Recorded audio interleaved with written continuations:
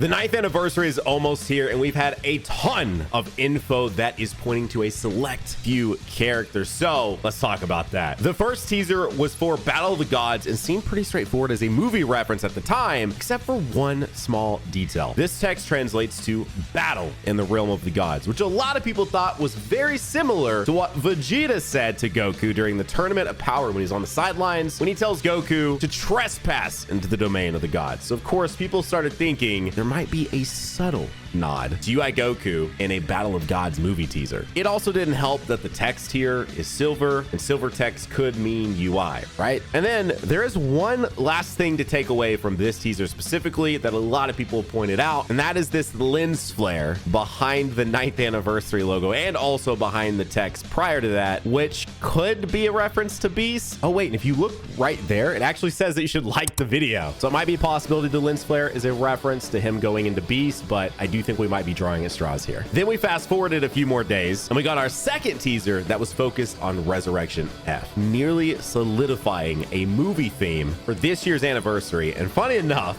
that red lens flare shows back up on the 9th anniversary text at the end of the teaser, which of course, the silver text I mentioned could be a nod to UI, but it could also be obviously a nod to Beast, right? Because Beast has white hair in some shots, has more silvery hair in other shots. It's also worth noting that this teaser also had text midway through, but this time it just said Resurrected Emperor, which I think somewhat makes the UI nod that people thought in the first teaser a bit null and void, because it's likely just a catchphrase or something from their respective movies. Either way, these two teasers are both clearly pointing to at least one of the main headlining characters being from a movie. Next up, we received our first data download that showed off a potential new mechanic that the headliners for the 9th anniversary might have, and that is this target mechanic, which appears to give you the ability to make your character essentially tank for that rotation, which would make a lot of sense since a ton of the bosses are coming out now with these AoE attacks, and so this would be their answer to that. Seems to be one of the tactics in mini games, but especially gacha games, is create problem,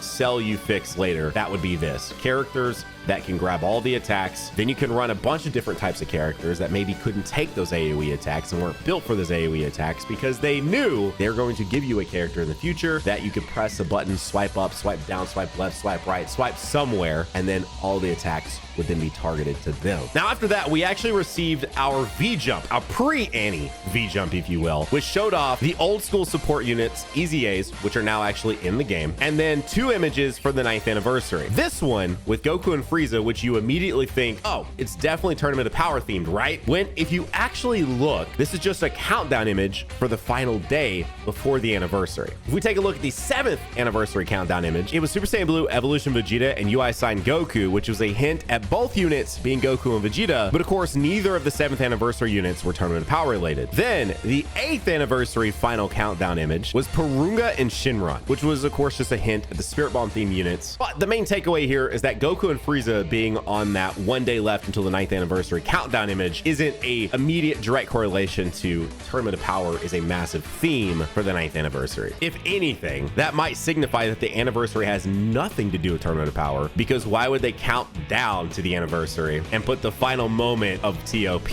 in the countdown? They would essentially be moving backwards for it to be anything related to UI, which wouldn't really fit how they've done these in the past. Then we just got our third teaser for the 9th anniversary, and this time they ditched movies and the entire thing is the Tournament of Power. Now, here's the thing. The biggest takeaway from this as well is the fact that UI is so prominent throughout this trailer. He starts it, he of course nearly finishes it. They do finish it with Goku and Frieza there, but UI is most likely not going to be a character now. They probably would not put one of the headlining characters in a teaser. Now, technically they did do this last year as the teaser to the Spirit Bomb GT unit because they showed off SSJ for Vegeta because these are some of their best animations for GT, but I think that's a bit of an anomaly. UI is very prominent here, and it's very important to note that these are teasers. These aren't trailers or anything like that. These are teasers to tease who the characters are going to be that they're actually going to reveal at the fan meetup that happens in less than 3 days from the time you're watching this. So I just don't think it makes sense to foolish show off one of the characters you're going to reveal there in a build-up teaser that is releasing so close to the actual reveal. So I'm not saying that UI is completely off the table, because they could do tons of unique things that still somehow involve UI. But if not UI, then who? Well, there's a bit more info in the 9th anniversary we haven't actually discussed yet. And if movies didn't seem solidified enough, there was a window of time recently where if you tried to access the DBS Broly story event from the Door of Memories, you would receive the message, "This page is currently under preparation," which has since been fixed. But Proton goes on to mention, what I take from this is that the current non-EZA cards obtainable from this event will soon get their EZA. So the info on the event about the EZA characters will change. Anniversary can have /be DBS Broly, or it can still be related to movies in a more generic way. The other thing this could mean is that they're going to move the story event from the event story tab to the actual new story section that they've been doing with some of the other stories, which again would probably still be pointing to something DBS Broly related in the 9th anniversary. And most importantly, I don't think this is a coincidence at all. We're about 2 weeks out from the characters actually launching, and I do think that this gives us a solid idea of at least who one of the anniversary characters is going to be, and of course, that's Gogeta Blue. Obviously not 100% yet, because with the way Dokkan has handled releases over the last year, there's never really a 100% chance of anything being just too straightforward until we actually see them announce it themselves. But in this case, I'd at least say we're at a solid 90% chance of Gogeta Blue showing up in this anniversary. But there's always 2 characters. So who's the second character? Well, now that we've received a 3rd teaser, and this time it's not a movie, it's an actual anime arc, I'm seeing a lot of people say the first 2 teasers were references to the arcs instead of the movies themselves. However, during those teasers, they play Hero during the Battle of Gods teaser and the Frieza song during the ROF teaser, which the songs are exclusive to their movie counterparts and don't play during the anime arcs, which I think is a very key detail here. Plus, the characters in reference in these teasers are actually on movie categories in the game itself. It's just very key details there, right? But also, there's another piece of info here, and that's the fact that we actually have 9th anniversary related missions already in the game. You can get Elder Kais from these missions, but another key detail is that they've actually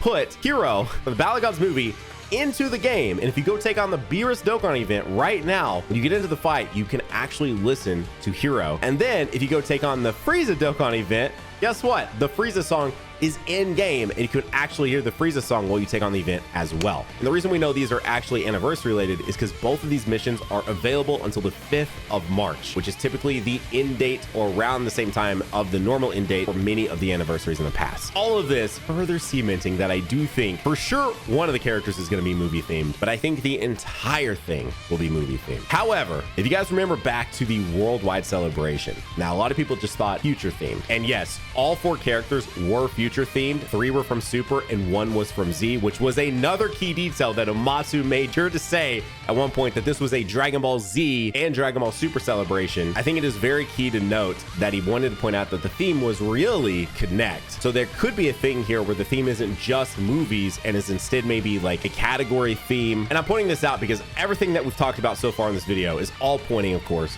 to DBS movies. And I'm mentioning all this with worldwide because while the theme seems so obviously DBS movies, what if it isn't? And the reason I'm saying all this is because there is one other thing that connects all of these. 2 are movies, 1 is an anime arc, but what is something they all 3 have in common? Battle of the Gods is the first time we see Goku go God. ROF is the first time we see both of them go blue. And TOP is the first time we see Vegeta go Evolution and Goku go UI. All of which are tied to the Realm of Gods category. Now, Gogeta Blue still fits. He, of course, is in the Realm of Gods. But if the theme is more closely related to that, which I think is a possibility, because it is something that connects all 3 of the teasers, what if that does write out the thing we've been asking for and hoping this entire time? Beast Gohan. However, with that said, I think there is something else we need to take into consideration here, and that's the reception that their initial Beast Gohan, or lack thereof, had with the community. As goofy as it might sound, I have to imagine the crew producing and developing Dokkan have had at least a small chip on their shoulder after seeing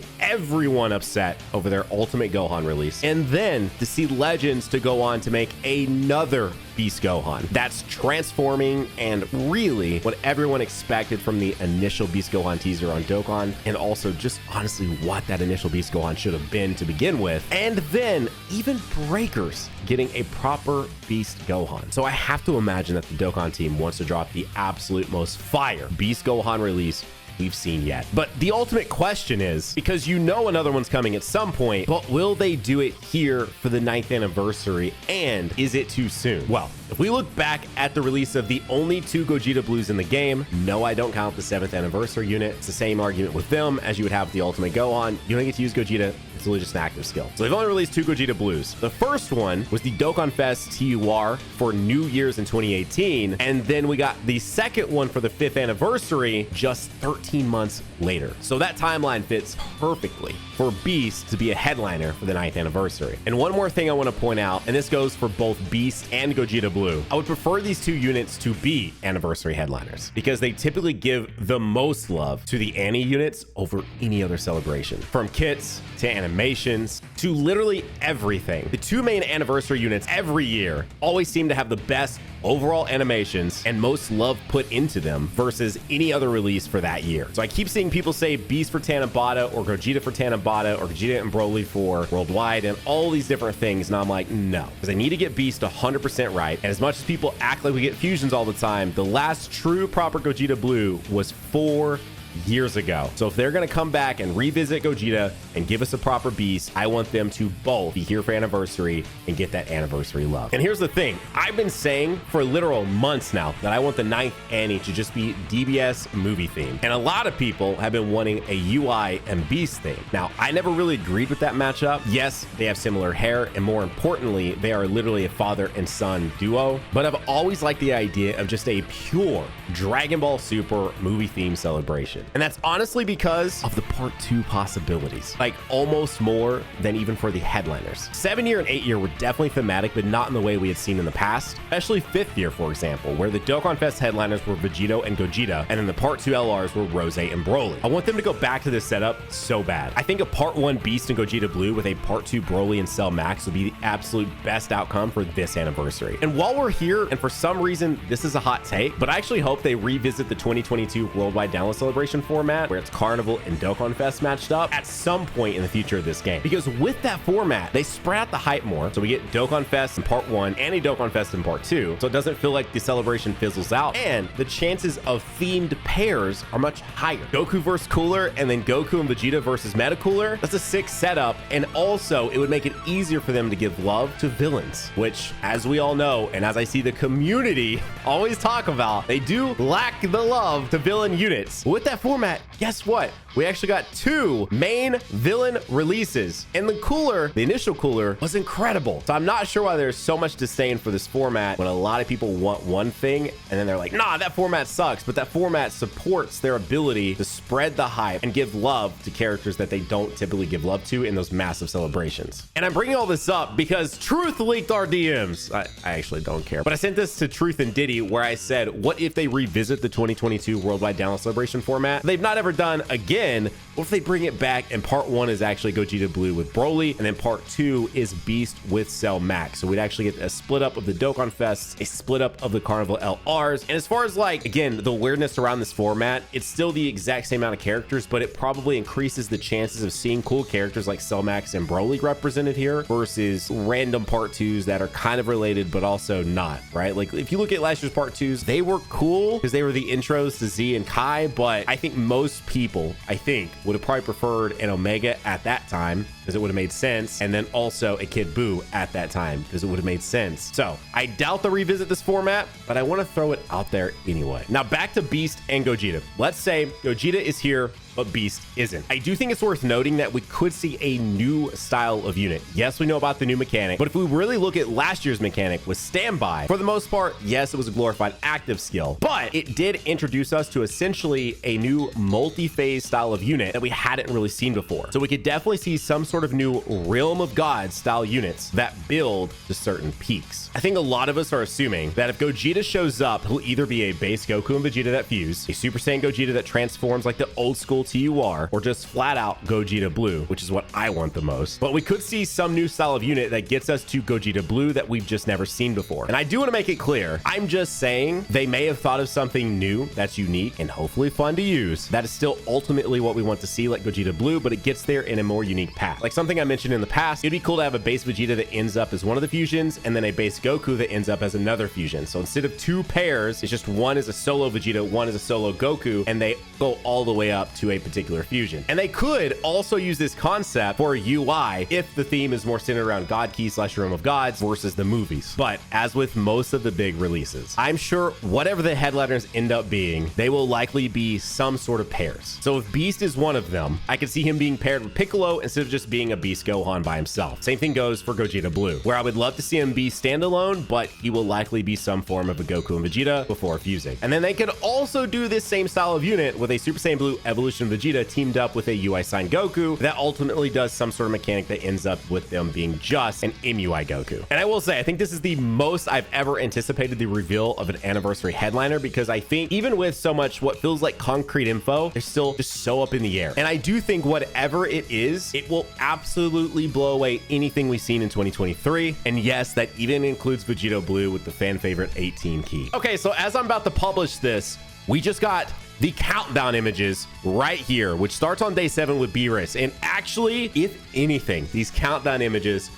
further like push everything I've said in this video, and actually, I wouldn't say the words confirm, but definitely make everything I've said feel even more and more right. So it is actually a build up through Dragon Ball Super and only through Dragon Ball Super. As we can see here, we go from day 7, which is Beerus, to day 6 with Champa, day 5 with Rose, day 4 with Zamasu, day 3 with recruiting Frieza before the TOP, or actually either recruiting him or like the initial of the TOP.